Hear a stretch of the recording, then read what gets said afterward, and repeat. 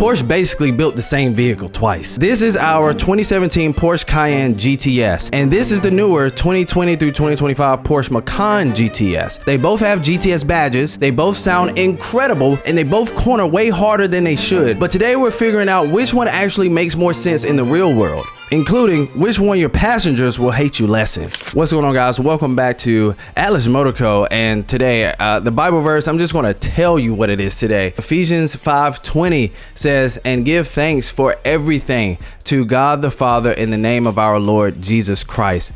At Atlas Motor Co. in Raleigh, North Carolina, we built a different kind of shop.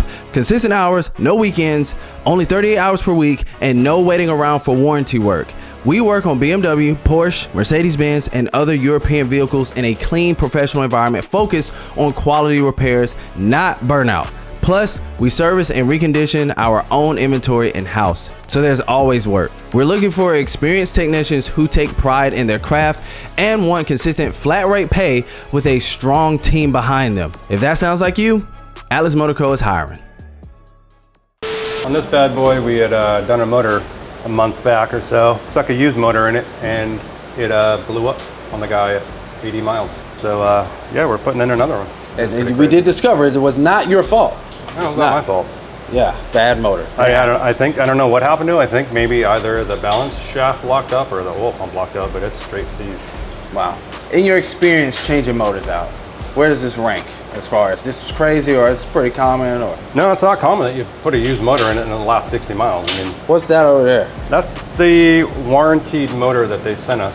So the company that we purchased it from, they did warranty it for the guy. Oh, okay, okay. And then that's good. Atlas is going to hook the guy up and do it for a discounted labor rate and all that stuff. So okay, wow. Just to get the guy rolling again. When you put used motors in, you never know the history on it, you know? This is true. And you drove it.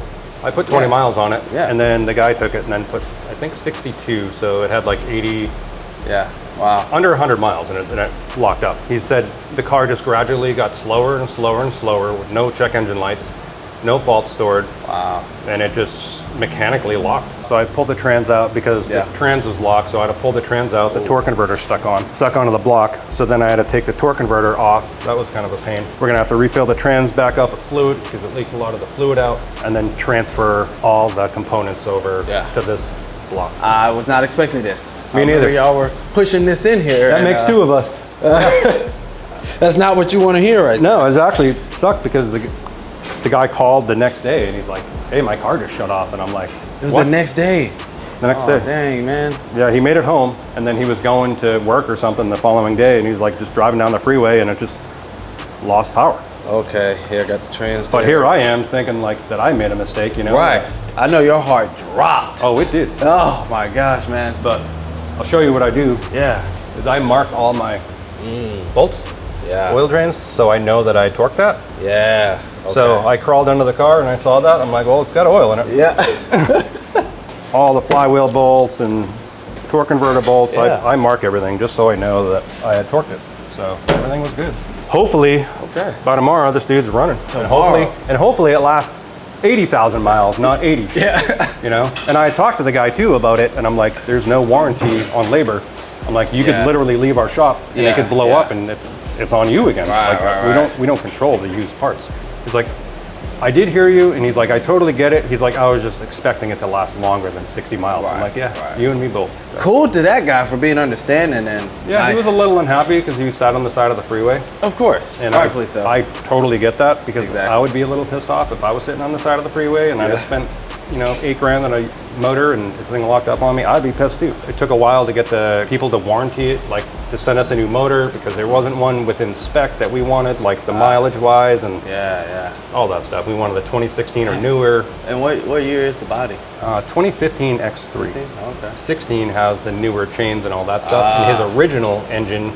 I would recommend not getting a used N20. So this is the timing chains on his original engine. That one. That's that one. Yeah, okay. Wow. So like, as you can see here, that's supposed to be the tensioner for the oil pump, and it's straight gone. Everything was grenaded, just shredded everything. Well, that says a lot. For customers wanting to come back, that's some trust right there. All right. Thanks, John. Next, we are going to dive into today's episode, which is one that I've wanted to make for a while because Porsche has quietly created one of the weirdest problems in the luxury SUV market. All right, they made two SUVs that feel insanely similar, but also completely different. The Macan GTS is the smaller, newer, sportier, sharper one, and the Cayenne GTS is the bigger, more aggressive, more expensive feeling older brother. Now, what's crazy is, depending on the year and options, these can overlap in price way more than people think. This Cayenne GTS originally stickered around $110,000. It was hard to even say that. And now you can buy this exact one from Atlas Motor Co. for under 30 grand. That's kind of insane, actually. Need to talk to Dave.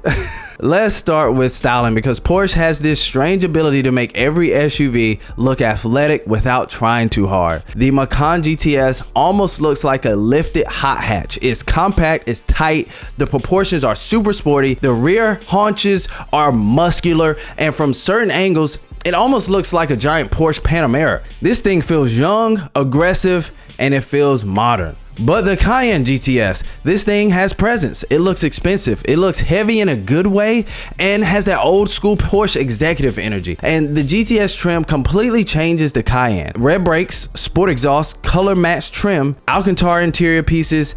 I mean, it feels special before you even start it. But this is where things get interesting. The newer Macan GTS is unbelievably sharp. The steering is ridiculously quick. The chassis feels tiny. It honestly drives more like a sports sedan than an SUV. The PDK transmission is lightning fast. The turbo V6 pulls hard.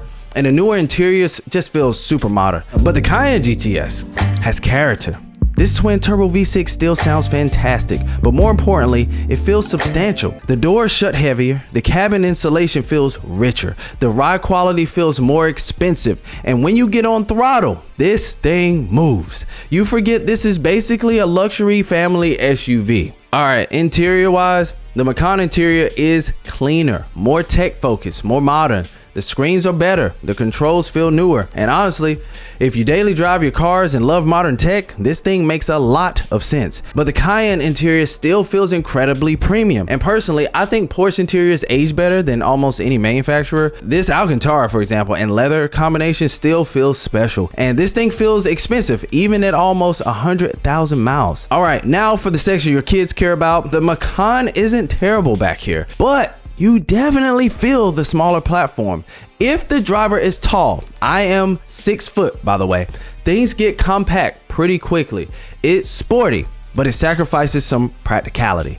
Now this, the Cayenne, is way better. The Cayenne immediately feels more open, more comfortable, more road trip friendly. And honestly, if you got family, friends, car seats, dogs, or literally adult sized humans, the Cayenne wins this category easily. All right, we're gonna talk about value ownership. This is where the Cayenne becomes really interesting. This was over $100,000 new, and now it sits in this weird sweet spot where depreciation makes it shockingly attainable. But it's still a Porsche. Maintenance is still Porsche level. Repairs are still Porsche level, and that's why the service history matters so much. This Cayenne already had major services performed, including valve cover gasket replacement and timing chain service around 92,000 miles. That stuff matters. That's the difference between buying a cool Porsche and buying a financial jump scare. So which one would I pick? If you want the sharpest driving experience, the newest tech, and something that feels smaller and more athletic, the Macan GTS is incredible. But if you want the more special feeling SUV, the more luxurious road trip experience, better rear seat space, and honestly, one of the coolest Porsche bargains on the market right now, it's really hard to ignore the Cayenne GTS. And at under 30 grand, this thing starts looking dangerously tempting. If you want to see more Porsche comparisons, BMW content, buyer guides, and the behind the scenes dealership content, make sure you subscribe. Shout out to John. That's what we do here. We replace engines. We fix up your Porsche and make sure you're not buying a liability. We do it all, man. So reach out to Atlas Motor Co. before somebody else grabs it. And thanks for watching. Like the video. Catch you guys in the next one.